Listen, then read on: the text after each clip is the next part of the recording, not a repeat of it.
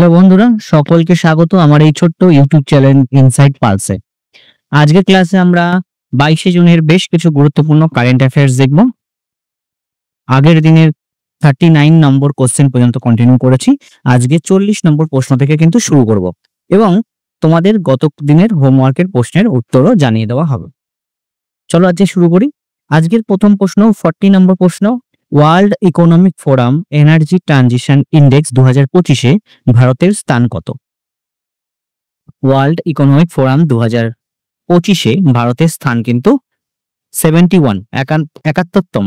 2024 সালে ভারতের এই র্যাঙ্ক ছিল 63, এখন সেটা 71 নম্বরে কিন্তু নেমে গেছে। ঠিক আছে, এটা ভারতের পক্ষে খারাপ খবর। পরের প্রশ্ন দেখো, 2025 সালের বন জলবায়ু পরিবর্তন সম্মেলন বন ক্লাইমেট চেঞ্জ কনফারেন্স 2025-এ কোথায় অনুষ্ঠিত হয়েছে বা কোন দেশে অনুষ্ঠিত হয়েছে? চারটে অপশন আছে, ফ্রান্স, জার্মানি, সুইজারল্যান্ড, অস্ট্রিয়া। সঠিক উত্তর কিন্তু Germany, option B is the correct answer. দেখো, বিশ্বব্যাপী জলবায়ু চ্যালেঞ্জ মোকাবিলা করার জন্য জার্মানিতে বন জলবায়ু পরিবর্তন সম্মেলন কিন্তু অনুষ্ঠিত হয়েছে 16 থেকে 26শে জুন 2025-এ কিন্তু এই প্রোগ্রাম অনুষ্ঠিত হয়েছে। এরপরে প্রশ্ন 42 নম্বর প্রশ্ন, বিশ্ব শরণার্থী দিবস বা ওয়ার্ল্ড রিফিউজি ডে কবে পালন করা হয়? 2025-এর থিম কিন্তু সলিডারিটি উইথ রিফিউজি। এটা পালিত হয় 20 জুন, অপশন সি 20 জুন কিন্তু বিশ্ব শরণার্থী দিবস পালন করা হয়। এরপরের প্রশ্ন দেখো, প্রাকৃতিক দুর্যোগ পর্যবেক্ষণ করার জন্য কোন দেশ ঝাংহেং 102, ঝাংহেং 102 এই স্যাটেলাইটটা কিন্তু উৎক্ষেপণ করেছে প্রাকৃতিক দুর্যোগ পর্যবেক্ষণে করার জন্য? চারটে অপশন, জাপান, চীন, দক্ষিণ কোরিয়া নাকি রাশিয়া। সঠিক উত্তর কিন্তু অপশন বি, চীন। দেখো, প্রাকৃতিক দুর্যোগের পর্যবেক্ষণ এবং পূর্বাভাস বাড়ানোর জন্য চীন ঝাংহেং 102 এই উপগ্রহটা উৎক্ষেপণ করেছে জিউকুয়ান উপগ্রহ উৎক্ষেপণ কেন্দ্র থেকে লং মার্চ 2D রকেটে কিন্তু এই উপগ্রহটা উৎক্ষেপণ করা হয়েছে। পরের প্রশ্ন দেখো, কোন দেশের বিজ্ঞানীরা ক্যান্সার চিকিৎসার জন্য ন্যানোকাপ স্ট্রাকচার থেরাপি কৌশল তৈরি করেছে? Nanocap structure therapy technique for cancer treatment. সঠিক উত্তর কিন্তু অপশন সি, ভারত। আমাদের দেশ কিন্তু এই ন্যানোকাপ স্ট্রাকচার থেরাপি, ভারতীয় বিজ্ঞানীরা একটি ন্যানোকাপ স্ট্রাকচার থেরাপি কৌশল কিন্তু তৈরি করেছেন, যা ক্যান্সার চিকিৎসার জন্য কিন্তু উদ্ভাবনকে এগিয়ে নিয়ে গেছে। এরপরের প্রশ্ন দেখো, 45 নম্বর প্রশ্ন, ভারতে কোন institute QS world university ranking 2026-এ শীর্ষস্থান অধিকার করেছে? Which Indian institute topped the QS world university ranking? ঠিক আছে, চারটে option, IIT Bombay, IIT Madras, IIT Kharagpur, IIT Delhi. সঠিক উত্তর হচ্ছে অপশন বি, আইআইটি দিল্লি। দেখো, শিক্ষাগত উৎকর্ষতার জন্য ভারতের মোট 54টি ভারতীয় প্রতিষ্ঠানকে কিন্তু কিউএস গ্লোবাল র্যাঙ্কিং এ স্থান পেয়েছে, যার মধ্যে আইআইটি দিল্লির সেরা পারফর্মিং হিসাবে কিন্তু স্থান পেয়েছে। তাদের স্কোর হচ্ছে 79.9 এবং দ্বিতীয় ভারতীয় যে প্রতিষ্ঠান সেটা হচ্ছে আইআইটি বোম্বে। এটা দাও, আইআইটি বোম্বে, যার স্কোর হয়েছে 75.2। ঠিক আছে। 46 নম্বর প্রশ্ন, গুগল এশিয়া প্রশান্ত মহাসাগরীয় অঞ্চলে তাদের প্রথম চতুর্থ বিশ্বব্যাপী নিরাপত্তা কৌশল কেন্দ্র কোথায় খুলেছেন? Where did Google open first security engineering center in the Asia Pacific region? ঠিক আছে, ফোর্থ গ্লোবালি, চতুর্থ নিরাপত্তা কৌশল কেন্দ্র। চারটে অপশন আছে, বেঙ্গালুরু, হায়দ্রাবাদ, মুম্বাই নাকি চেন্নাই।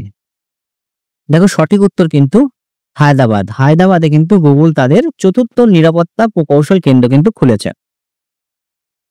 গুগল হায়দ্রাবাদে এশিয়া প্রশান্ত মহাসাগরীয় অঞ্চলে তাদের প্রথম এবং বিশ্বব্যাপী চতুর্থ সুরক্ষা প্রকৌশল কেন্দ্র খুলছে, যা সাইবার নিরাপত্তা উদ্ভাবনকে কিন্তু উৎসাহিত করবে। 47 নম্বর প্রশ্ন দেখো, বন্যা ও ভূমিধসের ক্ষতিপূরণের জন্য কেন্দ্রীয় সরকার কোন রাজ্যকে প্রায় 2000 কোটি টাকা মঞ্জুর করেছে? 2000 কোটি টাকা মঞ্জুর করেছে বন্যা সুরক্ষার জন্য কোন রাজ্যের?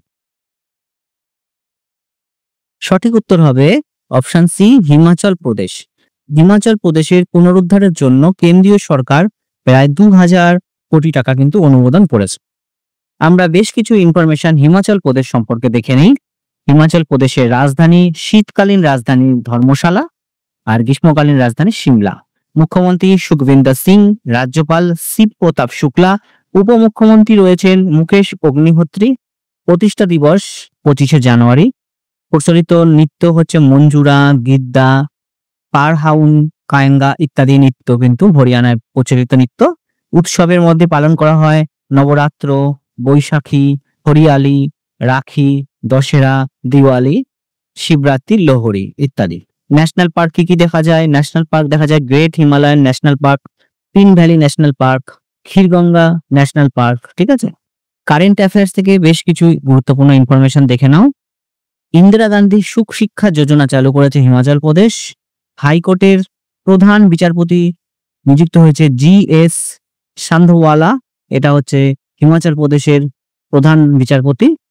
রাজীব গান্ধী বন সম্বর্ধনা যোজনা চালু হয়েছে। আর প্লাস্টিক দূষণ কমাতে রাজ্য সরকার শিশুদের স্টিলের বোতল সরবরাহ করতে উৎসাহ করছেন।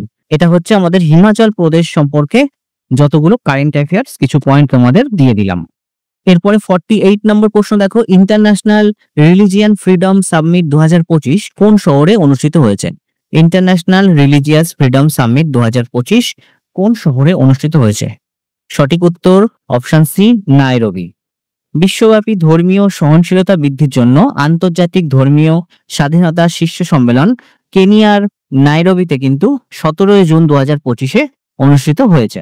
আচ্ছা, তোমরা গতকালের ক্লাসের যে হোমওয়ার্কের প্রশ্নগুলো ছিল সেটা তোমরা দেখে নাও।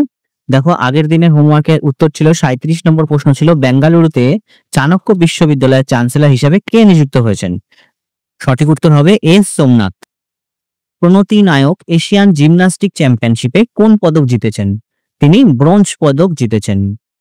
39 নম্বর প্রশ্নের সঠিক উত্তর ছিল 17তম ভারত মঙ্গোলিয়া যৌথ সামরিক মহড়া নোমাডিক এলিফ্যান্ট, এটা অনুষ্ঠিত হয়েছে উলান বাতরে। ঠিক আছে, গত ক্লাসের হোমওয়ার্কের প্রশ্নের উত্তর তোমাদের দিয়ে দিলাম। আর আজকে ক্লাসে কিছু হোমওয়ার্ক রয়েছে, একটু দেখে নাও হোমওয়ার্কের প্রশ্নগুলো।